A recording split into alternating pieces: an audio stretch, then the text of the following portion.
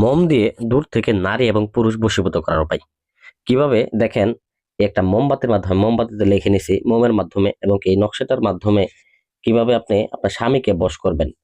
যে আপনার স্বামী আপনার কথা শুনে না, অন্য নারীকে পরকীয়া নিয়ে ব্যস্ত আছে বা অন্য নারীর পাল্লায় পড়েছে, বা আপনার স্ত্রী কথা শুনে না। এটা যে কোনো নারী হোক বা পুরুষ হোক, প্রেমিক হোক অথবা প্রেমিকা হোক, প্রত্যেকের ক্ষেত্রে এই কাজটাকে আপনারা ব্যবহার করতে পারবেন। তো কিভাবে ব্যবহার করবেন পূর্ণাঙ্গ নিয়ম আমি এই ভিডিওতে বলেতেছি, ভিডিওটা না টেনে প্রথম থেকে শেষ পর্যন্ত দেখবেন। তো অনেকে আছেন আসলে ইউটিউবের কবিরাজ দেখে পাগল হয়ে যান, ছবি দেখে। তারা শুধুমাত্র ছবি দেখে, আসলে ছবিটা তো ভাই আমাদের কাছ থেকে নিয়ে ওই ছবিটাও আপনার দিতে পারে।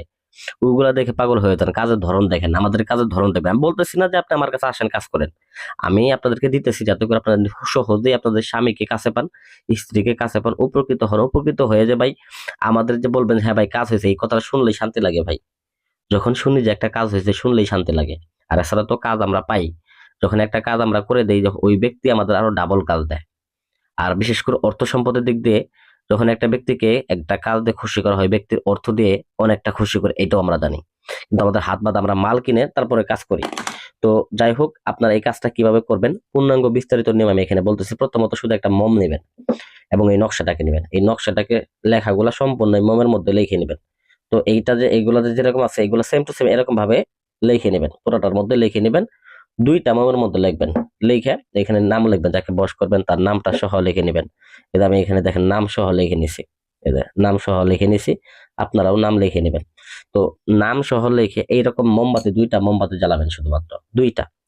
যেমন আপনি আজকে কাজটা লিখলেন, লেখা শেষ, এটা আসন মাসন কিছু করতে হবে না, যাই নামাজে বসে সুন্দর করে পাক পবিত্র হয়ে গোসল করে অজু করে তারপরে এইটাকে লিখতে বসবেন। লেখা সুন্দর করে তারপর আপনারা দরুদ শরীফ পাঠ করবেন 11 বার, সূরা ফাতিহা সূরা ইখলাস পাঠ করে তারপরে ভিউয়ার্স এটাকে লিখে তারপর আপনারা এই মোমবাতি রেখায় জ্বালাবেন। তো জ্বালাবেন কোন সময়? সন্ধ্যা মাগরিবের যে আজানটা দেয় ঠিক ওই সময় একটা মোমবাতি জ্বালাবেন।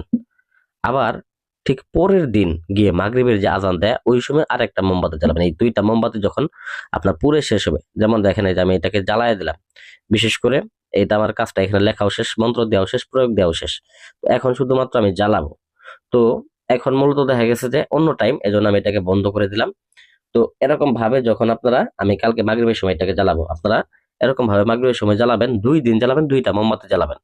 দেখবেন আপনার স্বামী বা আপনার স্ত্রী যেখানে থাকুক, যে থাকুক, আপনার জন্য পাগল হয়ে ছুটে আসবে আপনার কাছে। এক কথায় বলতে গেলে আপনি তাকে যা করতে বলবেন তাই করবে।